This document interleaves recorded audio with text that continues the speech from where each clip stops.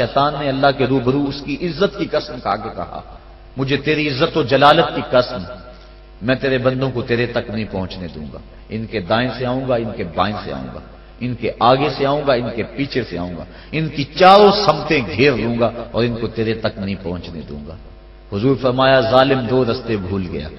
کوئی بندہ سجدے میں پیشانی رکھ کے اس کو پکارتا ہے تو مالک اس کو بھی رستہ عطا فرما دیتا ہے، اور کوئی ہاتھ اٹھا کے دعا مانگتا ہے تو مالک اس کی بھی رد نہیں فرماتا،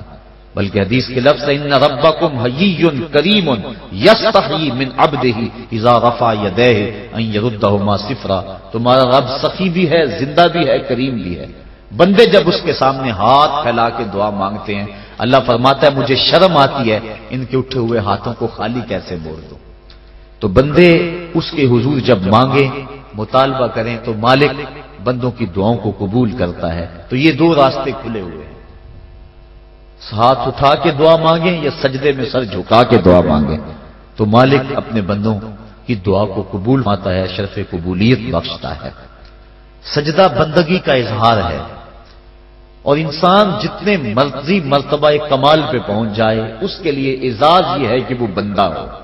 حضور معراج کی قربت خاص میں جب پہنچے اور مالک نے اپنے محبوب سے پوچھا بما اشرفک یا احمد، پیارے بتا تجھے کس چیز سے نوازا جائے، تو اس قرب خاص میں محبوب نے کیا انتخاب کیا اور کس چیز کا مطالبہ کیا؟ حضرت امام غازی نے لکھا، اور بھی علماء نے، ملا جیون تفسیرات احمدیہ میں لکھتے ہیں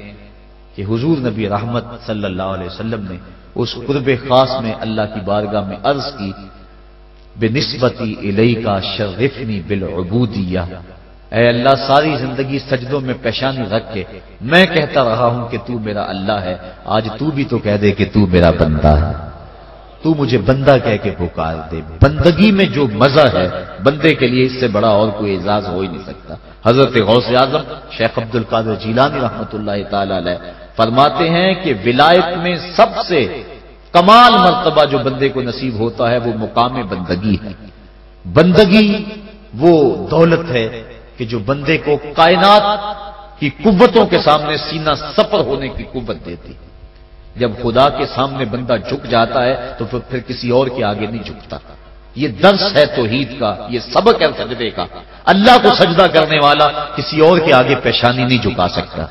اور اگر کوئی اللہ کو بھی سجدے کرتا ہے اور کسی اور کے آگے بھی پیشانی جھکاتا ہے تو اس نے سجدے کی روح کو سمجھا ہی نہیں۔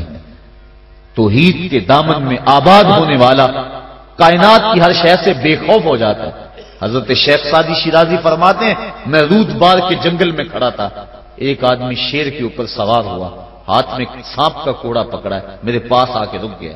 میں ڈر گیا، مجھے کہنے لگا سعدی ڈر گئے ہو؟ میں نے کہا بات ہی ڈر نہیں کی ہے۔ کہنے لگا سعدی تو خدا کا ہو جا، خدا کی خدائی تیری ہو جائے گی۔ اللہ کے حضور جھکنے والا دنیا کے سامنے کھڑا ہو جاتا ہے، اس کو یہ سجدہ کائنات کے سامنے درس قیام دیتا ہے۔ جنگل کا بادشاہ شیر ہوتا ہے، اور جو جانور کمزور بھی اس بادشاہ کے قرب میں رہتے ہیں وہ جنگل کے بڑے بڑے جانوروں کو بھی خاطر میں نہیں لاتے۔ کیوں؟